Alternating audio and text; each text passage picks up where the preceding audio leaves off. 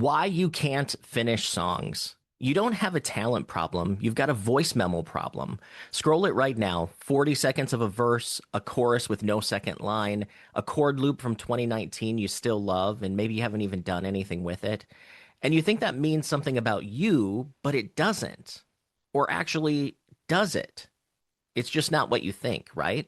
So here's what I figured out after a couple of decades of this, and it took me way too long. People don't finish songs because they don't know how. That's all. People don't finish because they don't exactly know how. And that's the whole thing, right?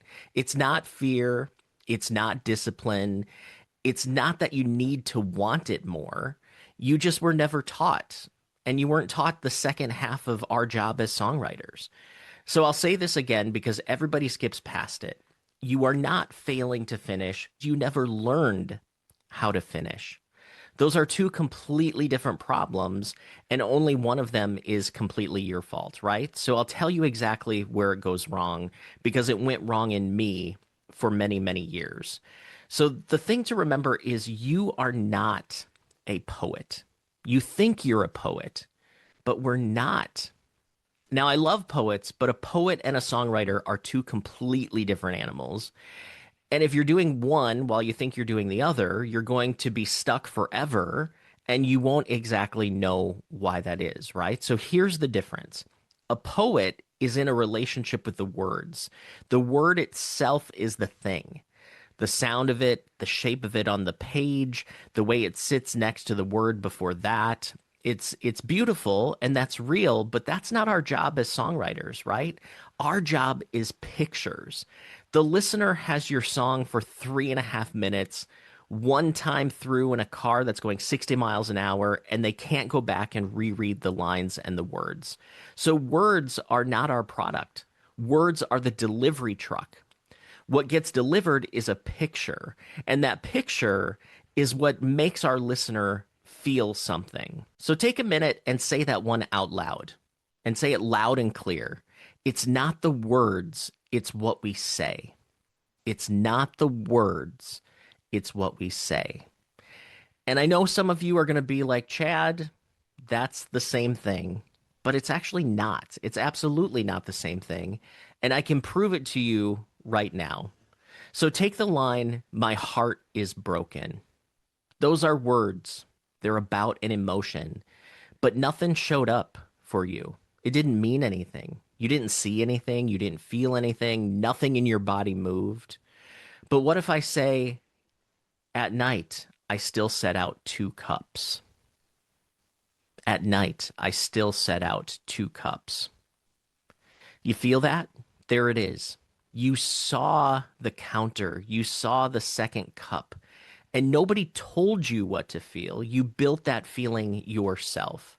It's out of your own kitchen, out of your own life. I didn't hand you the emotion. I handed you a picture and you made the emotion, which is the only way that anybody's ever felt anything from a song ever. So, boom, that's the whole craft. It's not fancier words, it's about better pictures. And here's where this comes around and eats your voice memos, because this is the part that nobody really connects, right?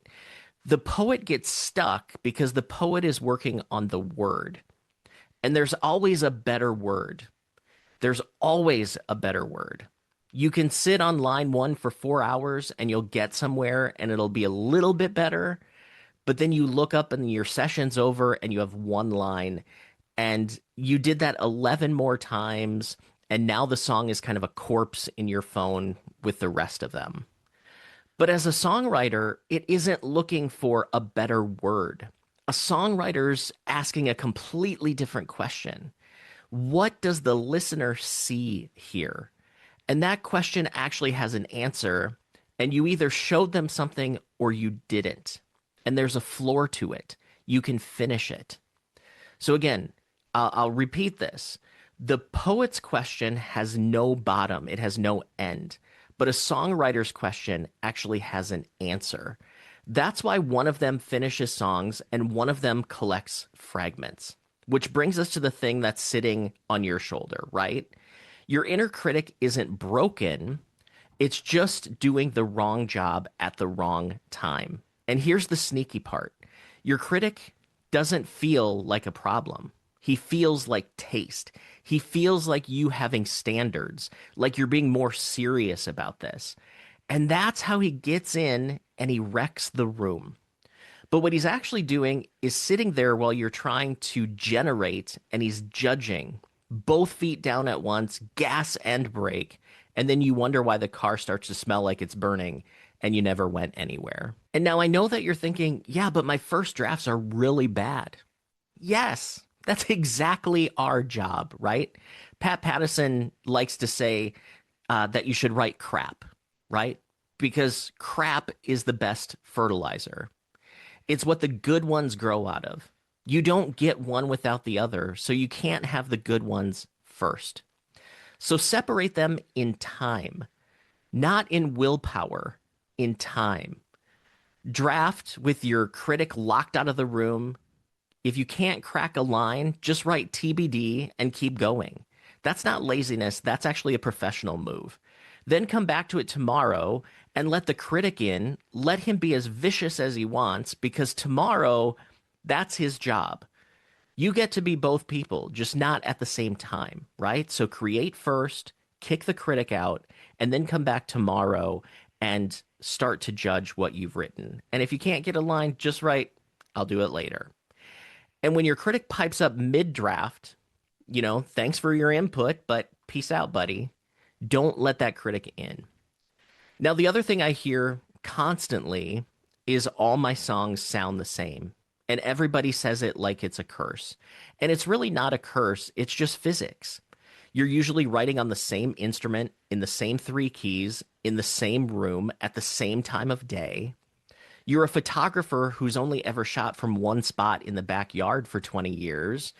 And of course, the pictures look the same because you didn't move. So move. Write from a title first instead of the guitar. Write on an instrument that you're genuinely bad at. And being bad at this is the actual point. Your hands can't find the ruts. Start from the bass line. Start from the thing your fingers don't know. And here's the part that some of you may get mad at, but I'm going to say it to you anyway. Writer's block is not real. Writer's block is not real. It's a costume. It's a nicer word that we throw over the actual thing because the actual thing is embarrassing to say out loud. I'm blocked sounds mystical. It sounds tragic. It sounds like weather we can't control. But what we're really saying is, I don't know what this song is about. And that's really what it is. And I've said that I've been blocked hundreds of times in my life. But what I've really been stuck on is the fact that I don't know how to finish a song. I get stuck trying to polish words, and writer's block is just how I hid from the real issue. So you're not out of ideas. You've never been out of ideas your whole life. You're drowning in them. That's literally what the graveyard on your phone is. So nobody with an idea shortage has 400 unfinished songs, right? You don't need more inspiration. You need to know what your job is. So here's what you do in the next 10 minutes. Not this month, today. So open that phone, find the one that still has a pulse. You already know which one. Your stomach did something when I said it. And don't write a single new word. Just answer one question. What do I want my listener to see? Not what I want them to feel, see. One picture. The cup, the driveway, the dent in the door, the shoes on the back step. And then I want you to write the worst possible version of the rest of it around that. Ugly, dumb, wrong, finish it anyway, beginning to end.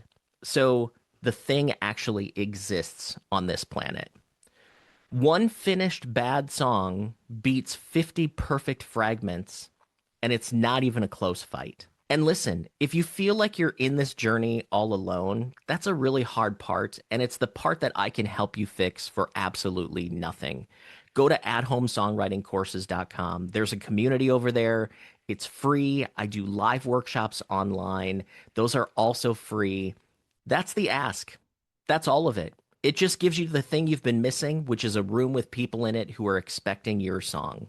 So go finish that bad song today and be proud that you finished it. And your songs matter more than you think.